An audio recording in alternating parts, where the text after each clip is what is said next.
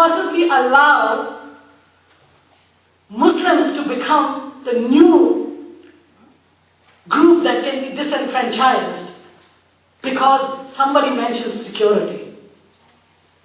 You know what? Security comes if all of us fight for each other's rights. Security doesn't come if we disenfranchise someone so that we can feel secure. No, I don't know what we plan to do. Shall we declare Canada a cocoon?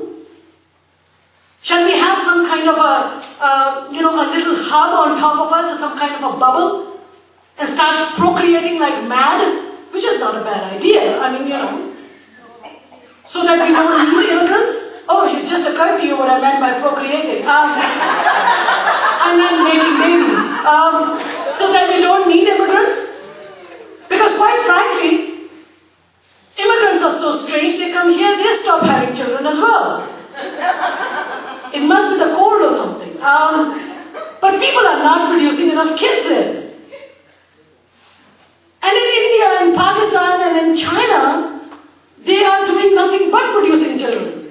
So I reckon in this globalized world, it's a win-win situation.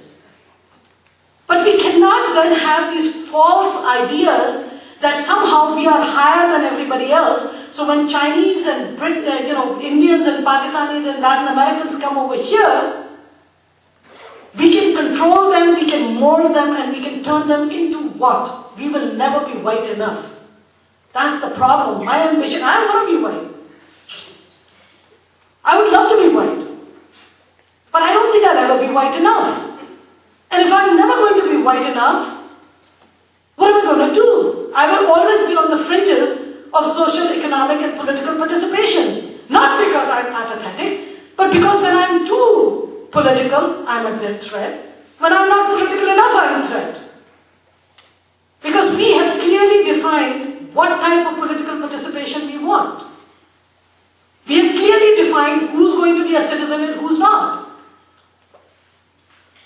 And I found it really interesting when I was reading that paper on settlement, which is very true, when it says, you know what? If immigrants don't get settled, we have a problem. But if illegal people get settled, we still have a problem. So the settlement is really not the issue. The issue is legality and illegality thereof, right? We are not talking about settlement here. Because all those illegal people who come here and get settled and make a life of their own, that's a problem too. Don't get them settled, they're illegals. We want a very particular kind of immigrant. We want an immigrant with high qualifications, preferably a lighter skin, so over a period of time maybe their children will become whiter than white, and preferably someone whose political and religious and cultural practices are amenable to watering down. So we want Muslims who drink, because by definition they can't be fundamentalists then. We want Hindus who basically eat, meat, because of course they can't possibly be too fundamentalist then. We want black people who are willing to actually give up their blackness sooner or later.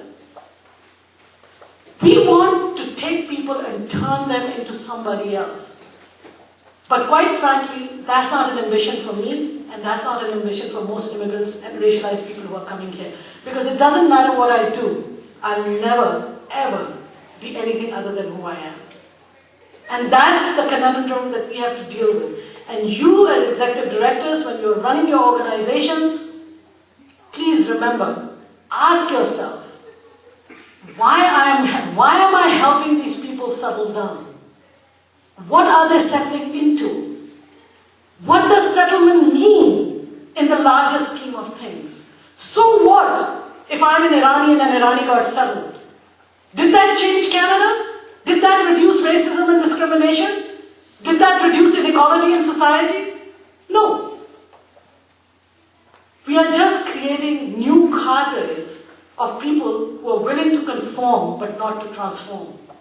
And if all we are agents of conformity rather than transformation, then we are defeating the very purpose for which I think we are there, which is to create an equitable and a just society. Thank you very much.